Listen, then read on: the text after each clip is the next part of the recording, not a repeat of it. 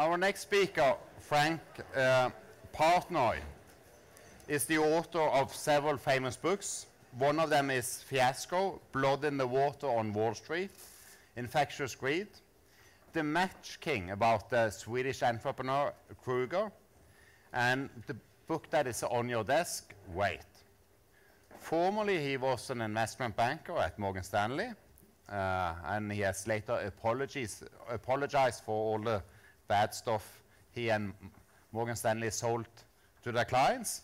And he's been also a corporate lawyer. He's now a world-leading expert on market regulation and a frequent commentator in New York Times, Financial Times, and 60 Minutes.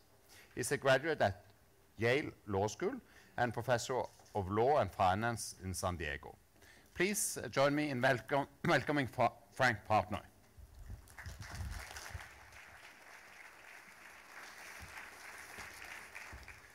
Hello, and thank you so much for the kind introduction. And I do apologize if there's anyone here I sold anything to in the 1990s. You can come after me after the discussion, and I'll give you a personal apology. And thanks to SKAGEN for inviting me and for purchasing all of these books. Often I have the difficult task of trying to persuade people to buy my book.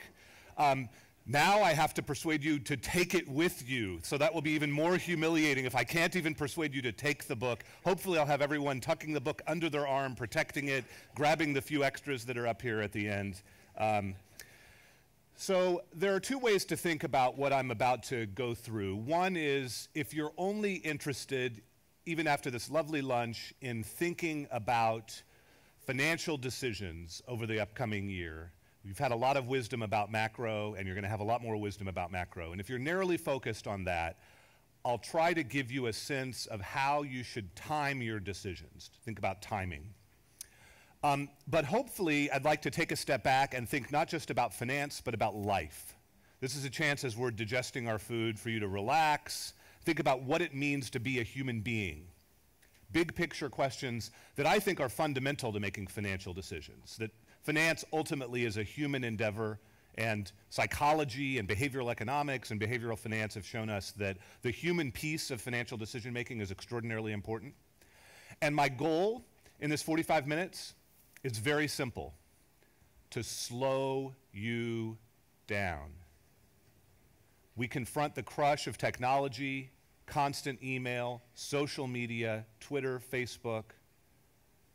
It's collided with our human biology and is speeding us up radically and is speeding up our decision making. And so my goal is for you to go on a journey with me, a journey that I've taken over the last 3 years of research, reading hundreds of studies, interviewing more than 100 business and political leaders, to understand better how technology is influencing our decision making and when and why we should slow down. All right, so that's the goal. Fundamentally, the big picture question I'd ask all of you to think about is, how are we as human beings different from animals?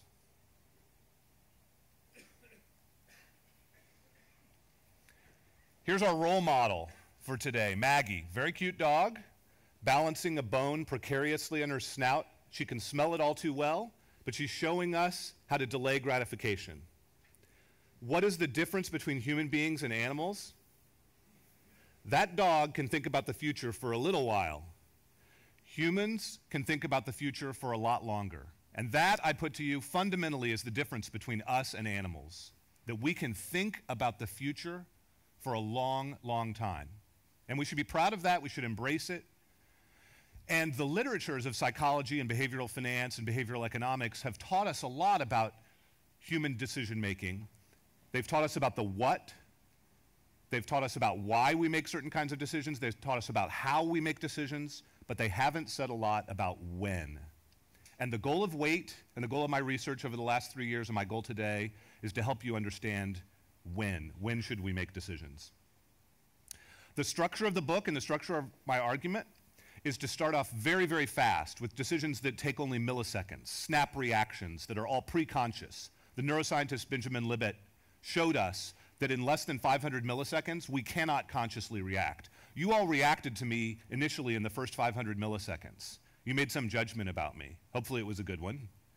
When you meet each other, you make snap judgments. So I want to start where Waite starts, talking about very, very fast decision making, and then we'll telescope out, as the book does, to longer and longer term decision making where we can be conscious, where we can illustrate our human ability uniquely to think about the future. And our journey is going to take us through professional sports, through apologies. I'm going to talk to you about the timing, not only of my apology to you for buying stuff from Morgan Stanley's derivatives group, but all kinds of apologies.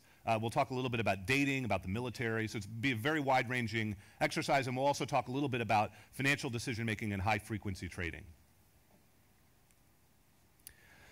I want to give you a tool to use, a concrete tool to take away, a visual depiction of the rubric that I'm talking about. And here it is. It's a two-step tool.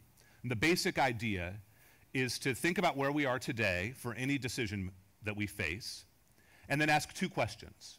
Question number one is, what time world am I living in? How long do I have to make this decision? When we get emails now, we respond to them instantaneously. But the question you should ask when you get an email is not, I'm going to respond immediately.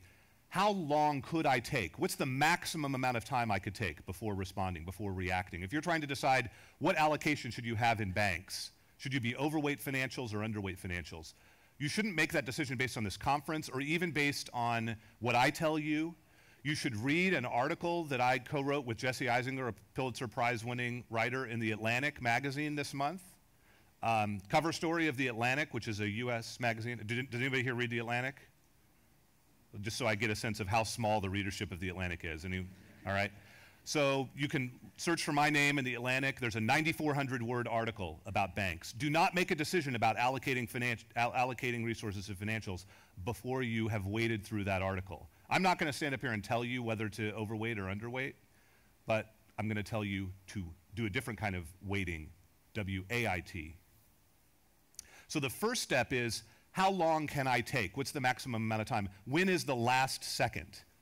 It might be 5 seconds. It might be a month. It might be 10 years. It might be a lifetime. And then step two is to do something there's no word for in your language. Procrastinate. Wait until the last possible moment. Push it as far as you can. Even though procrastination has a pejorative connotation, it's regarded as often being a bad thing. If you're a procrastinator, if you've had issues with procrastination, I am here to help you justify all of your bad habits. I'm here to show you that procrastination is a uniquely human quality that can benefit all decision making. So this is the tool, 2 steps. First, what world are we living in? Second, push it, wait until the last possible moment. And let's start off in the world of milliseconds. And a course that was a course that really led me to this research. Most of what I've done over the last 15 years as a researcher, and prior to that as a banker, was directed at financial markets. And when the financial crisis occurred, I interviewed a number of senior executives at Lehman Brothers. And I learned not only a lot about Lehman Brothers investments, which I wrote about, but also about Lehman Brothers' approach to decision making, approach to these issues of life that we're talking about. And Lehman Brothers did a course on decision making. They had their top 4 dozen executives go to the Palace Hotel on Madison Avenue in New York. They hold them up with the leading researchers of the day, psychologists from Harvard, neuroscientists.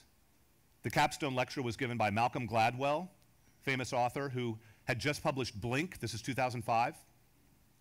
And they learned about the foibles of human decision making. They learned about when you should go fast and when you should go slow. And apparently they didn't learn it well enough, because the reaction was to immediately race across Manhattan to their headquarters in Times Square and make the worst snap decisions in the history of financial markets. And their president, Joe Gregory, advocated snap decision making. He passed out copies of Blink on the trading floor, saying that traders should take 2 seconds. That the answer to the first question about the right time world is 2 seconds. That you should always go with your gut. Sometimes you should go with your gut. Sometimes going with your gut is perilous. And what I wanted to do is to create an antidote to that course. This is the message that Lehman took away and that Wall Street still refuses to budge from, which is, here's today, here's the last second, here's when we make our decisions. So PowerPoint, I'm a very simple person. this is what I want to try to persuade you of, is to move that arrow from there to there. That's the goal, right? Okay, so let's start off with how quickly we should react and professional sports, all right? So tennis is an area where there's been a tremendous amount of research done about very quick human reactions. And we can learn a lot and use tennis players' reaction to a serve as a mantra for all of our financial decision making. So we'll start off with these two guys, Bjorn Borg and Jimmy Connors, right? Look at how ferocious they are about to make all of these snap decisions. And I'll ask you to think about how you would make a snap reaction to this, right? Even back then with a wooden racket, serve coming in at well over 100 miles an hour, tennis court baseline to baseline is 78 feet, you have less than 500 milliseconds to react to a tennis ball being served by a professional tennis player. Are you fast enough to do that? Of course you are. Take your finger out and put it on the table. If you saw a ball coming in and all you had to do was visually react, tap the table like a video game in order to strike the ball, everyone in this room would be capable of doing that, tap, in about 200 milliseconds. Our human biology equips us to react very, very quickly. All of you, regardless of age, demographic. If you had a lot of coffee, how many people had a lot of coffee at the break, anticipating this would be a boring talk? Okay. You might be a few milliseconds faster. For the people, I saw a large number of people having alcoholic beverages for lunch, also anticipating maybe that this would be a boring talk. You might be a tiny bit slower. Interestingly, studies show that men in their 50s are slightly faster at visual reaction time than other demographics. So men here in your 50s, this is the one thing you do a little bit better than everyone else, okay? But all of us can react in about 200 milliseconds. That's plenty fast to compete with Jimmy Connors in terms of visual reaction time. But if we react in 200 milliseconds to a serve coming in from Bjorn Borg, we're way too fast. Here's today. Here's our time world, it's 500 milliseconds. Our visual capacity enables us to react within 200 milliseconds. We can see, we can snap react within 40% of the time available. So what is it that makes an expert in tennis? Same issue in finance, in business, in personal decisions. What is it that makes Jimmy Connors arguably the best tennis return artist of all time? Is it that he was fast? The traditional response would be, yes, it is because he's fast. In fact, it's because he was slow. That's the first of several dramatic pauses that I'll use. We'll talk more about the use of delay in speech in just a second.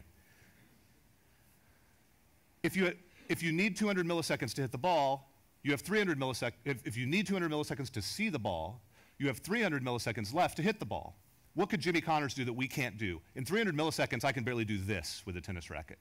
He could perfect his stroke, speed up his stroke, perform amazing athletic feats in order to compress that hit time down to 50 or so milliseconds. And in fact, studies of high-speed professional athletics, high-speed sports, baseball, cricket. We don't necessarily think of cricket as being a high-speed sport, but it is. The batting action is less than 500 milliseconds. Fencing. These are high-frequency, high-speed sports. The difference studies show between professionals and amateurs is about 50 milliseconds. 50 milliseconds. And what does the 50 milliseconds enable Jimmy Connors to do? Notice the time in the middle that he's freed up. He's an expert at making that decision at the last possible moment. Does that mean he reacts instantly? No, it means that he waits. It means that he has the ability to delay so that he can prepare, so that he can process information about the speed, flight, and trajectory of the ball, so that he can, in a pre-conscious way, consider what he's about to do, that he can divide up that time, and the faster he can get pushing over to the right, the more time he frees up over to the left. This is expert decision-making, not just in tennis, but in life. And it's our model. This is the tool that I hope you'll take away. See, prepare, hit. What does it look like when condensed down? What time world are we living in? 500 milliseconds. Wait until the last possible moment. Hit at the last possible moment. The more you can push the last possible moment back, the more time you free up to make a considered decision. All pre-conscious, all speeds of 500 milliseconds. So how quickly should you trade? High-frequency trading is now 70% of US stock markets. Trades that take this long, 500 milliseconds, are way too late. So how quickly should we trade? In thinking about this question, I wanted to look at high-frequency trading firms. There's well-established research that shows that when human cognition is involved, if we trade frequently, we do poorly, that we should delay as much as possible. In fact, Warren Buffett talks about lethargy in his investment strategy. He talks about waiting for the fat pitch, sitting back like a baseball player and waiting until the last possible moment, getting that extra 50 or 100 or 200 milliseconds equivalent in the financial world. Lethargy is what the word that Warren Buffett uses. Is the same thing true in high-frequency trading? Is it possible that in the high-frequency trading world of milliseconds, that delay also would be of value? Well, I found a firm in this high-frequency world called UNX. UNX is a high-frequency, small stock, execution-only firm. They trade in the world of milliseconds. And many years ago, UNX, whose chairman was at the time Andre Parold, who was the head of Harvard Business School's finance department, no slouch, pretty smart guy, saw that the firm was no longer able to keep up with its peers. And his vision of the world was, we need a Renaissance thinker, someone who's not just going to stand up and talk about finance, but somebody who can talk about professional sports or art, someone who thinks outside the box. And so he hired a CEO called Scott Harrison. Scott Harrison was a quant. He was a mathematician. He understood the high-frequency world. He had written code to trade stocks at very high speeds. He also was an architect. He had worked at Skidmore, Owings Merrill, one of the leading architecture firms in the US. He was a really good cook. He was an artist. I saw him recently in New Orleans. We had a couple of beers together, and I asked him how he had spent his day. He had spent the entire day looking for a particular sconce, a light fixture, okay? Not your typical math geek type, outside the box. Scott Harrison comes in, he redesigns all the computers at UNX. He sets up shop in Burbank, California. This will become important in just a second. So lower left corner, there's a blue triangle there. Two blocks east of Interstate 5. They flip the switch in these new programs. They're trading at a speed of 65 milliseconds. And UNX, which had been at the bottom of the league tables for small stock execution, immediately goes to the top of the league tables. Overnight. Scott Harrison is a hero. Everyone at UNX is thrilled. Andre Parold has found their Renaissance man. Then everyone asks the question everyone asks in the modern technological world, which is, what would happen if we got faster? Faster's better, right? Faster's always better. Let's get faster. And how can we get faster if we're UNX? Well, one of the problems we have if we're UNX is geography. It's taking forever for our signals to make it from the southwestern part of the US to the northeastern part of the US, even at the speed of light over fiber optic. And so what we need to do is pack up our computers and move them. Here's my sophisticated PowerPoint presentation here. Okay, you get the basic idea. We move them to New York. We turn them on again at the New York Stock Exchange. And we're faster. We've saved 35 milliseconds. We've shaved half of the execution time off of our trades by moving our computers. And what happens? We go from the top of the league tables to the bottom of the league tables. We're back at the bottom. And no one can understand why. How is this possible? We've gotten faster. Faster is always better. Andre Parold is puzzled. Scott Harrison is puzzled. They bring in their engineers. No one can figure out what's gone wrong. The programs are the same. And then Scott Harrison, the outside-the-box Renaissance man, says, you know what? Why don't we just try doing what we would do to a human being who had suddenly started behaving more quickly, to a child who's rushing off to do something. Just tell those computers, slow down, like I'm telling you, slow down. Would that work with the computers? So he tells the engineers, slow the computers down. They were at 65. They went to 35. Let's slow them back down. Let's put a governor on them to push them back to 65. And they do that. And UNX goes from the bottom back up to the top, just by slowing down. What could the explanation for this possibly be in the high-frequency world? The way that Andre Perol and Scott Harrison describe it is when high-frequency computers are battling each other, it's like a war. It's an arms race in terms of building up munitions to attack, but you don't always attack first in a war. You wait to see the whites of their eyes. And what some computers are doing is attempting to fake out their opponent, like a fencer parrying early, masking his or her true intent. That some of the computers are designed to submit buy orders in the first 10 milliseconds or 20 milliseconds, when in fact their intention is to sell. They submit stub orders early on. They try to fake out their opponents. And if you react too quickly in the first 35 milliseconds, you get eaten alive. There's not always a first mover advantage. Sometimes there's a first mover disadvantage. Sometimes there's a second mover advantage. Sometimes the first mouse gets the cheese, but if there's a feral, vicious cat nearby, the first mouse gets eaten, and the second mouse gets the cheese. And what UNX had discovered is that in the melee of high-frequency trading, that it was often better to be second. It was better to procrastinate even at the speed of light. That's the milliseconds-long world. Pre-conscious.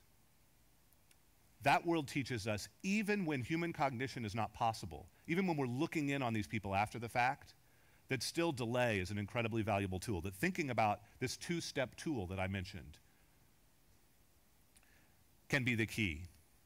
That for UNX, the time world, the first question, what time world are we living in, was about 65 milliseconds. That, at that time, in that part of the high-frequency trading world, was the optimal amount of delay, 65 milliseconds. Is that always the optimal amount of delay? No. Should you always delay responding to an email by a day? Of course not. Sometimes you should respond right away. There's an art to delay. It's not just a science.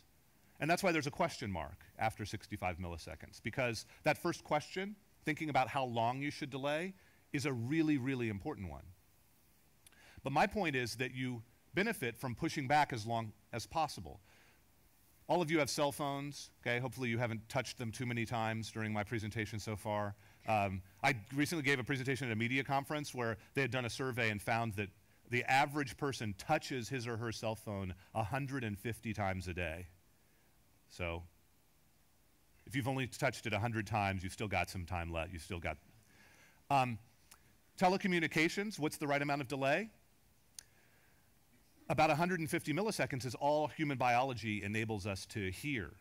We don't perceive the difference between a 100 millisecond delay and a 50 millisecond delay. People remember the satellite phones that had long delays that were really irritating? How many people remember back before this technology? If there was a 250 millisecond delay, it was awful.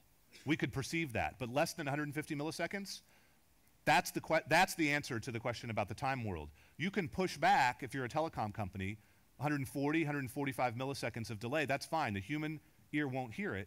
And it's not worth it to pay to speed it up anymore. You don't need to be faster than that. It doesn't matter. It's sort of like sending out your sales force too early.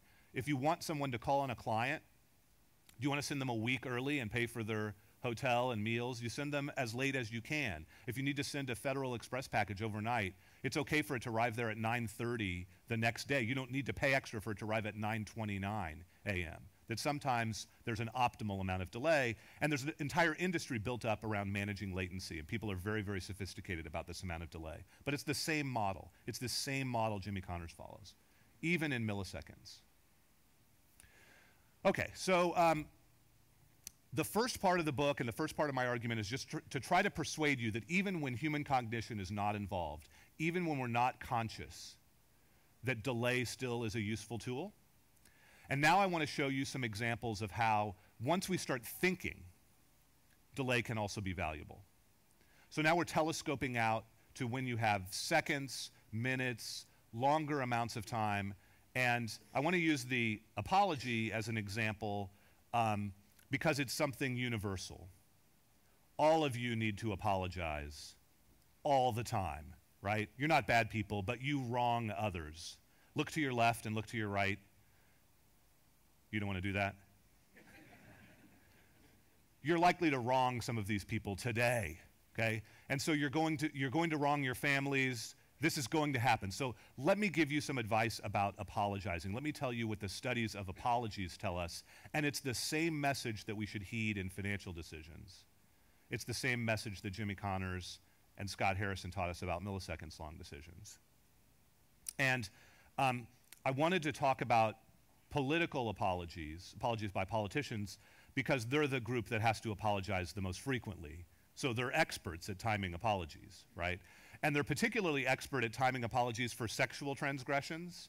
And so I told my wife I was going to talk about sexual transgressions and show some graphic photos of politicians, and particularly one of Anthony Weiner, a congressman from New York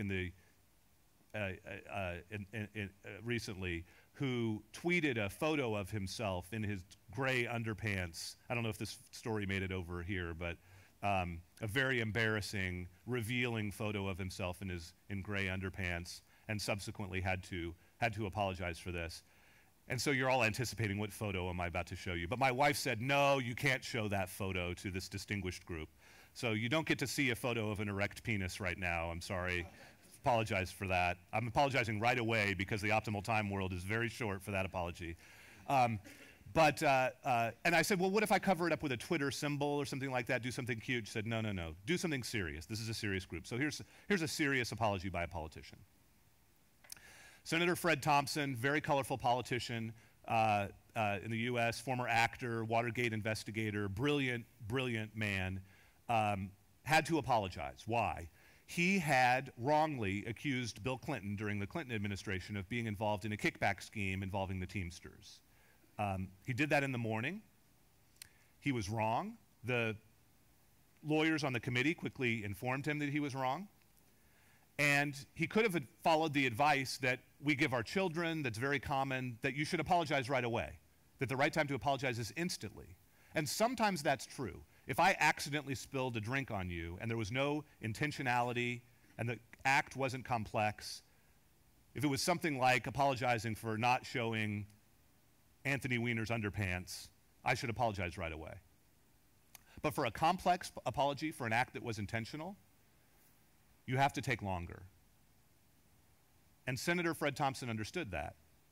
And he said, okay, two-step process. First, what time world am I living in? I'm living in the time world of 6 hours. About a day. I need the media cycle to pass. And what should I do during that time? I should procrastinate. It's going to be painful. My staffers are going to be telling me, Senator, you've got to get out there and apologize. You're being slaughtered in the media. This is a crisis. How many of you who are leaders of your institutions have heard this from people below you? It's a time of crisis. You have to react now. Wisdom is being able to fold your arms and sit back and procrastinate and say, this is not a crisis. I understand I have to react, but I'll react at the right time. And Senator Thompson understood this, and he intuitively understood the research on apologies, which shows that this research, again, I'm not making this up, there's a well-established body of research that shows that delayed apologies are more effective. And the reason they're more effective is twofold. One is that a delayed apology allows the aggrieved party to accumulate information, to understand, to get the who, what, where, when, and why, to get the details, particularly for a complex apology. To have time freed up, like Jimmy Connors processing ball identification. Number one, get information. The second reason that apology studies show delay is more effective is that the aggrieved party has a chance to vent. They get to yell at you, your spouse, your partner, your children, your work colleagues, your boss. When you do something wrong and apologize immediately, you foreclose their opportunity to vent. And if you apologize too early, the apology is less effective because the aggrieved party knows that you haven't taken into account their venting. You haven't taken into account their view. So what did Senator Thompson do? He waited, and he waited, and he waited. And the media and the public processed information about why he had gotten this wrong, about exactly what had happened at this lunch where Clinton was allegedly involved in this kickback scheme, but in fact was not. And pundits had a time to vent, to yell, to say you were wrong. And then at the end, in the calm, after this had passed, he finally apologized at the last minute. This doesn't mean you should always delay, that you should have emails sitting in your inbox forever. It doesn't mean you should be lazy. It doesn't mean you should wait years to apologize. It means that the crucial question is, what time world am I living in? How long should I take to make this decision? Just as timing is crucial in the investment decision world, when to overweight financials, when to underweight financials, it's all about timing. Same thing with apologies. 6 hours was the optimal amount of time, step one. Step two, procrastinate, say you're sorry at the last possible moment. Alban Barkley, the US politician, famously said that you should eat crow when it's hot. Eat crow, apologize when it's hot. Fred Thompson amended that and said you should eat crow, and he actually said this when he apologized, you should eat crow when it's warm. When it's warm. It's the Goldilocks of eating crow. Not too hot, not too cold. Wait until it's warm, then apologize. So I knew you'd all have had lunch, and I thought, okay, you need a jolt now, something disgusting to see. And if you can't see Anthony Weiner's underpants, I'll show you something disgusting to wake you up. There's eating crow, so you remember eating crow. Okay, that is kind of disgusting, so I'll cover it up with a Twitter label, as I told my wife I would. All right. There were groans there. You weren't laughing at me. That's because I'm not funny. And in fact, I know that I'm not funny because the producer of The Daily Show in the US, Jon Stewart's television program, how many of you have seen Jon Stewart's television program? Okay, it's very popular. Before I went on this program for The Match King, the producer said, there's only one thing you need to know. Jon Stewart is funny. You are not funny. And they were right. I'm not funny. And I'm not funny because I can't get the timing right in the way that he can. I understand the model. I'm an academic. I can tell you about the two-step model. Here's what you need to do if you want to be funny. First, what time world are you living in? How long can you wait before delivering the punchline? If you deliver a punchline too quickly, it's not funny. Well, you want to do this? We'll do this now. I'll ask you to ask me the question, okay? So I'd like for you to ask me, I'm the least funny person in the world, okay? And so I'd like you just to ask me, why are you the least funny person in the world? So go ahead and ask me that. Why are you... Timing. I answered too quickly. That's the wrong time world. For a punchline, that's the only punchline that works that way, right? That you can answer too early and have it be funny. For most comedy, for most human expression, for most speech, for all negotiation, the pause is incredibly important. We should naturally pause 4 to 5 times per minute if we want to be effective communicators. You got that one, right? If you wait too long, it's like Jimmy Connors waiting 600 milliseconds for the ball to go by. That doesn't work. You want to redline it, push it as far as you can, understand when it will not be funny, step one, and step two, procrastinate. Wait as long as you possibly can to deliver the punchline. And I want to illustrate this by showing a video, so I'm just about ready. I'll just introduce the video now. This is a video of the Daily Show with Jon Stewart. Jon Stewart is a master of comedic timing. This is Sarah Palin, okay, who usually you get a laugh just by mentioning Sarah Palin's name, the former vice presidential candidate. She was, at this time, out pushing against the military incursions in Libya, saying, I don't have a word to describe this. We're not at war. I don't know what this is. I don't know how it's justified. What word should we use? And she invents, spontaneously, the non-word squirmish to describe this. I got one laugh. Thank you for the one laugh there on squirmish, okay? Listen to Jon Stewart milk this joke. So we'll play the video now. The president say that we are at war, and that's why I too am not knowing, do we use the term intervention, do we use war, do we use skirmish, what is it?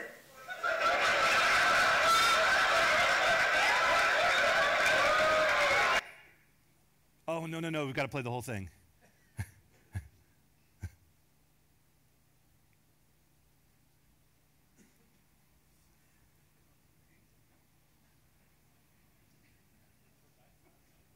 Sorry.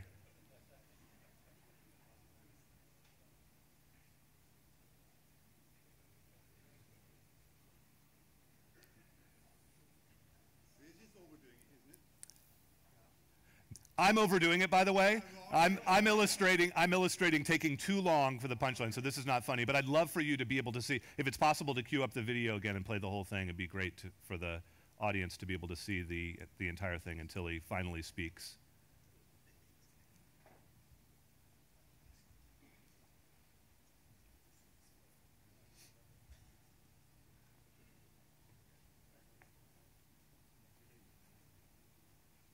If it won't be possible, just give me a signal and I'll... No, not possible? Okay. So what Jon Stewart does is he waits this long.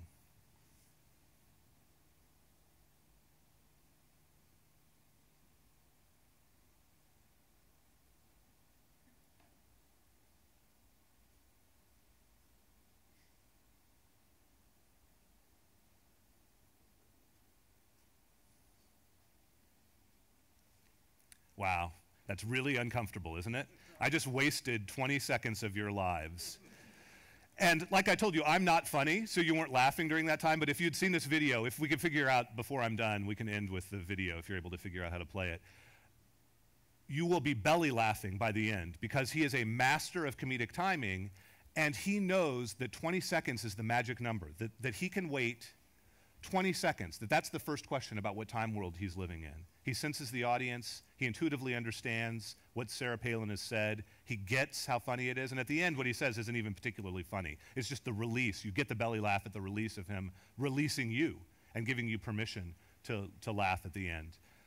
Again, waiting until the last possible moment. So, I've said, hopefully if nothing else, I've set a very low bar for comedy here. So those of you who want to improve your joke telling skills, you can use me. I'm a lot funnier than that Partnoy guy. Remember him? This is a lot better than that. So let's telescope out a little bit further, and I'll just have a few more examples of the medium term, and then we'll talk a little bit about the very, very long term and the role of delay in policy making and very long-term decisions. A lot of the research on decision-making has come out of the military, studying both military successes and military disasters. John Boyd, arguably the greatest fighter pilot in history, created something he called the OODA loop, or OODA, O-O-D-A, for observe, orient, decide, and act. And the idea is that in any kind of human engagement, you should follow these steps, that you should orient yourself to the other person, understand their perspective. You should observe first, always, as Jimmy Connors did, okay? But the orient part is important, positioning yourself, moving towards the ball, reacting to the other person, and only once that has happened do you make a decision, D, and then at the very end you act. Observe, orient, decide, and act. And I want to suggest to you that human engagement is the exact same as military engagement, and in fact, the interrelationship between two parties that's most like two jet fighters coming together trying to shoot each other down is a first date. So one of the groups that I interviewed for Wait was It's Just Lunch, professional, a dating service for professionals. That just means it's quite expensive, but they have a very different philosophy than online dating services. The idea of an online dating service, and I won't ask for a show of hands of how many people have been online to look at photos of other people. The idea is you're maximizing the number of people you can see. It's very efficient. And you see the photo, and the photo is what you want to see, and it's fast, right? Because faster is better. Faster is better. It's Just Lunch says faster is disaster. that the worst thing you can do is look at a photo of another human being before going out on a date with them. They will not permit their clients to see photos of who they're about to go on a date with. As much as they get pestered for photos, they say absolutely not. And in fact, you can't go to dinner either because dinner is too long. The optimal time world for a date is about an hour. It's lunch. And you won't get a photo in advance, and when you go to the lunch, we encourage you not to make a decision about the other person. How often do you have conversations with people? We had a long conversation at dinner, right? We refrained from making a judgment about each other initially. And it was a great conversation because we waited until the end. It wasn't a date, but it was the dinner last night. We waited until the end. And on a date, that's exactly what It's Just Lunch says you should be doing, that you should be circling around the other person, like an F-16 fighter. The development of the F-16 came out of John Boyd's research. The idea being that you need a plane that can be used like a switchblade in a knife fight, that you need to get fast in order to go slow, just like Jimmy Connors. Not get fast to be fast. Get good at making a decision about other people, making a decision about a date, but not so you can use it at the beginning, so you can use it at the end, so that you can free up time to process information about the person. And that's what great jet fighter pilots do. They watch the enemy, they figure out tendencies, they make judgments, they observe, they orient, then they decide, then they act. And that's what we should be doing on first dates. Go out on the date, and then at the end, decide whether to metaphorically shoot the person down. And notice the pathetic laughter I get for that because you know I'm not funny, right? The idea is that these acts are comparable, and they both follow the same model. Let's go to the longer term and think about where great innovation is going to come from in the future. We'll have a lot more talk today about innovation and about where we should be allocating resources, which industries will have these great breakthroughs. And I want to suggest to you that innovation, although it sounds fast, is never fast. That innovation is slow. That innovation takes years, that it begins in childhood, and that it requires nurturing, and that there's no such thing as epiphany in innovation, as a sudden insight. That epiphany is apocryphy, that it doesn't exist, that Tim Berners-Lee didn't suddenly invent the World Wide Web, that Isaac Newton didn't suddenly discover gravity by having an apple fall on his head. That's an apocryphal story, that Thomas Edison didn't suddenly invent the light bulb. And in fact, the one great business story that's told in dozens of business cases that has penetrated study and is so misunderstood is a story that's told as epiphany, but in fact is a very, very long-term story. And if you look at recent innovations, if you look at great companies that are involved in social media or technology, they are often very, very slow stories, even though they're told as fast. In Wait, I wanted to use the Post-it as an example. And so I go through in great detail the length of that story, that it's told commonly, the invention of the Post-it is told commonly as Art Fry is at church, and he's got a bookmark in the church hymnal, and it falls to the ground. It keeps slipping through the pages, and gee, wouldn't it be great if we had an adhesive on the bookmark, and then, boom, light bulb goes on, and we sell 1 trillion of them. That story is apocryphal. It's apocryphy. That story begins with Art Fry as a child tinkering in his father's workshop. It begins with Spence Stewart, a chemist at Minnesota Mining, known as Mother Mining for its nurturing of its employees, as a child tinkering with chemicals. Then the two men meet. They become friends. There are fits and starts. The insight about the bookmark comes 5 years later. Products are developed. They fail. They fail again. Everyone questions their utility. The company says, spend time on this even though it seems useless, even though it's costing us money. They develop a prototype. It fails. It fails again. They go out on the road and try to sell it to people. No one will buy it. That's the story of innovation. That innovation is hard and slow. Years and years and years. This is a 15-year story, not an overnight story. And then I'll close with one last point about the very long term.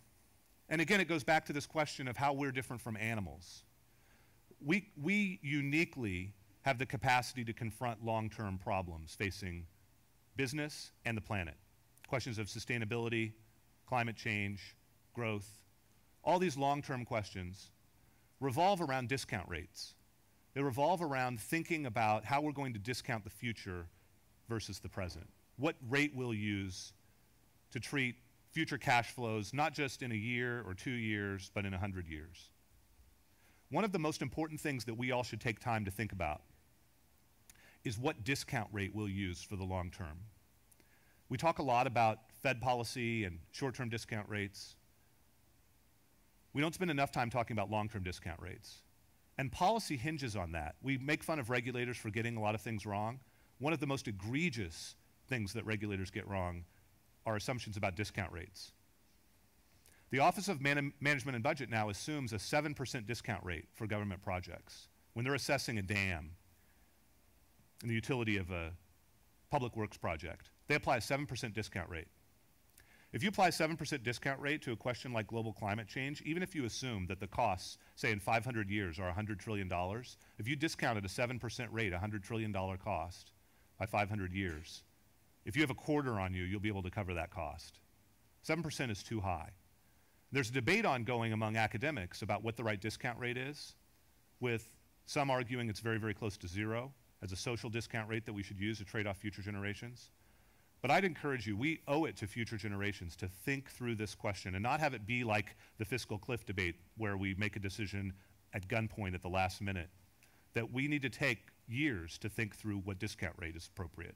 And what animal do we most resemble as human beings if we just go with our intuition, if we just go with our hardwiring? Scientists have found that human beings and our own discount rates follow what's called a quasi-hyperbolic curve, which basically means that they start off very high and then they go down. So that if I were to offer you $50 today versus $100 in 1 month, you might take it. But if I offered you $50 in a year versus $100 in 13 months, that you wouldn't. That we'd apply a lower discount rate to that future cash flow than we would in the short term, that our short-term rates are very, very high. And what animal looks like that? Psychologists who research discounting found that human beings, although we use a slightly longer time frame, have a discount function that is almost exactly the same shape as this animal, the pigeon. And what I want to leave you with is that we're not pigeons. We're not animals. We're at least like that. As a role model, we're at least that good. And the thing that's captured that's uniquely human in this photo is the ability to delay gratification. And so in your financial decisions, as you process all this information that's coming at you this year, the enormous complexity of technology, I would encourage you to resist whatever judgments you take away from today. To maybe scribble down your thoughts, but then take a week or a month. Go and read my Atlantic article if you're thinking about banks. And then don't react to the article. Think about it for a month. And then make the decision. And figure out for you what time world you're living in. When is the last second? And then procrastinate. Wait until the last possible moment. We have the video. You want to try the video and then I'll take some questions? Do we have 20 seconds or? Okay, so since I haven't given you any good laughs, finally you get a laugh. I haven't heard the president say that we are at war, and that's why I, too, am not knowing, do we use the term intervention? Do we use war? Do we use skirmish? What is it?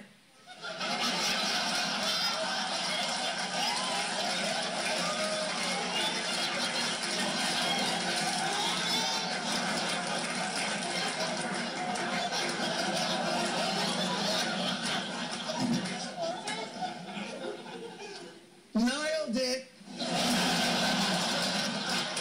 Skirmish, huh? Well, that's either some sophisticated foreign policy analysis or what happens when worms get into a fight.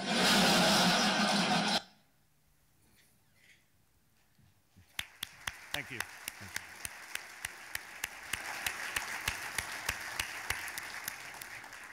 questions for Frank?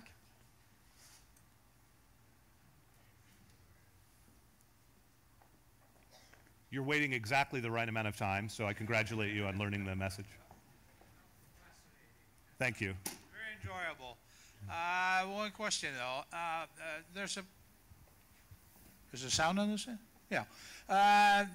There's been a lot of concern about computer trading and human trading.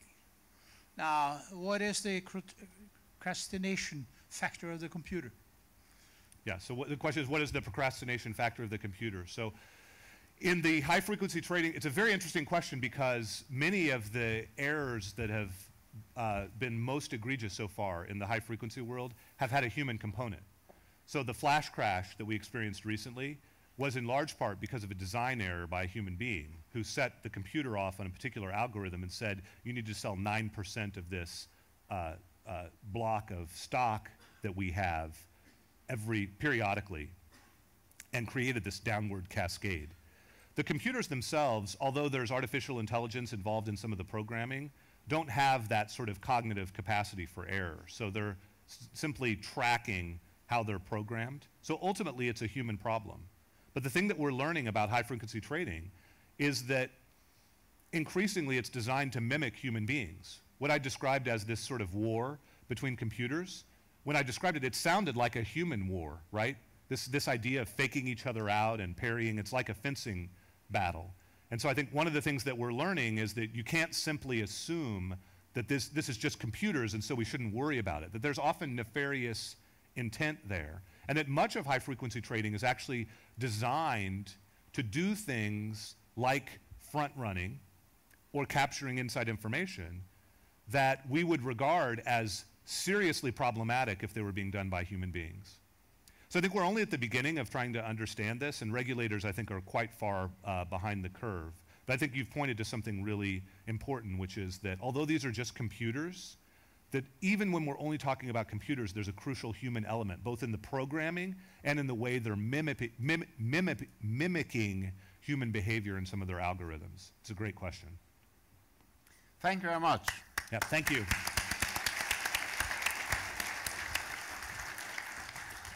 Vår neste taler trenger knapt introduksjonen I dette fora. Johan Andresen eier og leder av Ferd. Ferd et konsern som har sine røtter fra Tidemann. I dag så det nummer 1 langsiktig investor I en rekke industribedrifter med internasjonal virksomhet. Nummer 2 har en omfattende portefølje av finansinvesteringer. Og nummer 3, og ikke minst, og Ferd sosiale entreprenører. Vi gleder oss til å høre på Johan Andresen.